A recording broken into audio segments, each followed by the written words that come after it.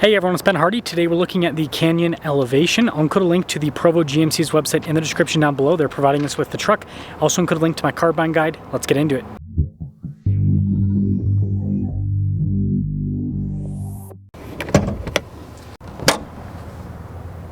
Under the hood we have a turbo 2.7 liter 4-cylinder that goes through an 8-speed, fuel economy 17 around town, 21 on the highway, with power outputs being 310 horsepower and then 430 pound-feet of torque. Before I move forward with this review, I do want to mention if you're going to see more videos just like this, then I recommend you subscribe because I post content every single day. Interesting design there on the hood with all of the elements, and this one's finished in sterling silver. Canyon has this split light design, so you got the accent light up top and then you have the actual headlight down below. And even further down below is where the fog light is located. Giant GMC logo with the blacked out grille. There's a camera there at the bottom of the M of the logo. It does also come with recovery points at the very bottom, but overall front end I think looks pretty sharp. Tire wheel setup is 265 by 65 by 18. You can see the wheel is this kind of like really dark metallic gray and nice all-terrain tires there. Chunky fender flares here. You got the elevation badge there on the side. Blacked out mirror caps with this package. And the truck is still leaf sprung in the rear. And here's your side profile with this Canyon Elevation. It's got a pretty level stance front to rear. When it comes to key fob features, we just have lock, unlock, remote start, GMC logo there on the back. The tailgate is dampened, so it does lower down slowly. With protection from the factory here with the bed. This also has an outlet in the bed as well. And underneath here is some drainable storage. And here's what that whole situation looks like. There is also a ruler on the back of the tailgate, and it's light. We've got C-shaped taillights here out back. We also have bumper steps and parking sensors. And that's the rest of the exterior. I will say the wide body appearance on this looks pretty good. So let's check out the inside. Nice stitching and soft touch here on the armrest. A little bit of storage down below. More nice trim here on the seats. There is also a little bit of storage underneath the seat. Legroom in the back's a little bit tighter. My knees do hit against the back of the seat. We've got some cup holders here in the rear. We also have some vents and some USB ports. The rear window does open, but it is manual for the opening. The roof line actually comes down quite a bit, but then it opens up here a little bit more, so I got an okay amount of headroom. Let's now check out the front. Got more of that stitching and soft touch. The driver window is automatic. You got power adjustments for the mirrors. And the mirrors do have blind spot monitoring. Payload capacity with this package is 1,475 pounds. And again, more of that nice soft touch trim here with the front seat. The front seat is power adjustable and has some lumbar. And then trailer brake controls are just off to the left side of the steering wheel. Let's hear that 4-cylinder.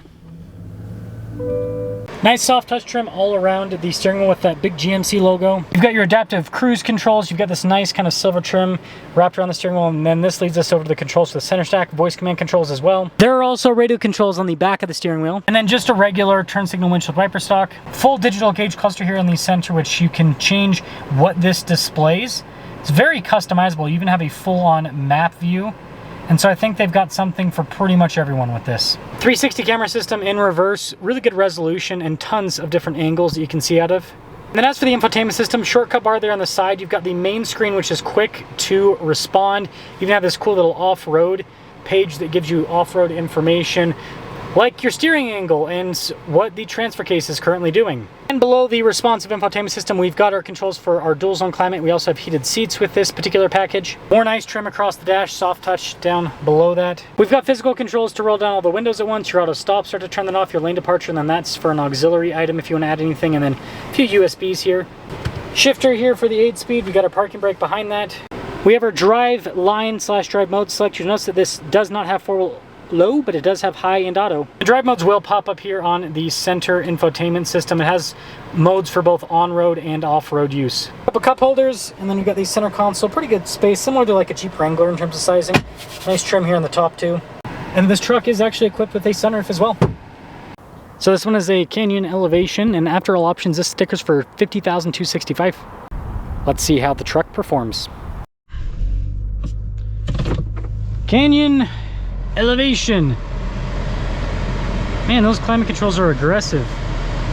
I set the temperature to be higher because it's really hot today and the truck's sitting in the sun, but apparently not high enough.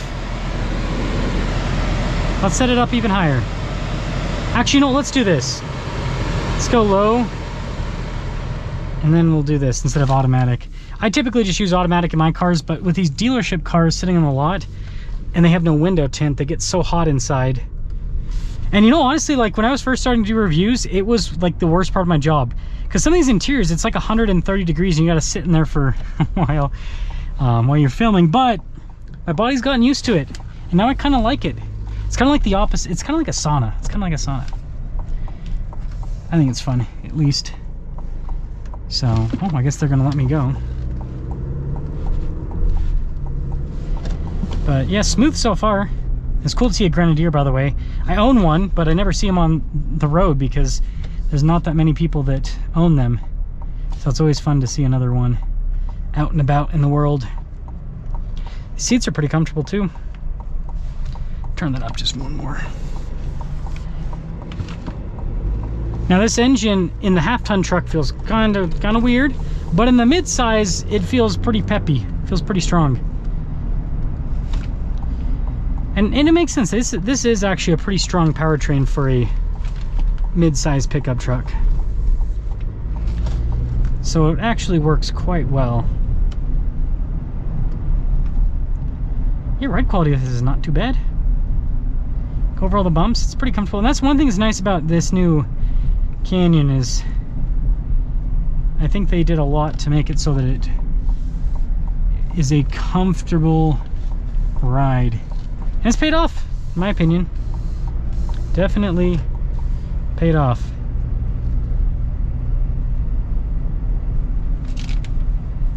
Yeah, it's a smooth torque band. It's nice.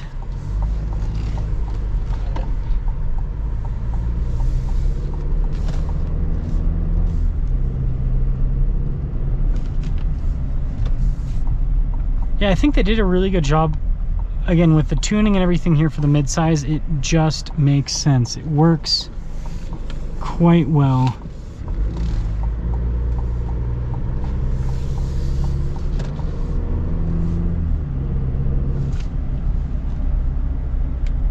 Smooth with the delivery, and it doesn't ever feel like it's not enough power.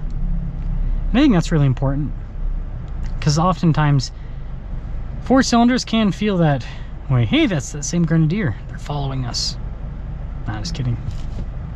But it is still cool to see him out in the wild, because now I'm like, I understand what people, like when I see that thing, I'm like, that is crazy looking. Now I understand what people think when they see mine.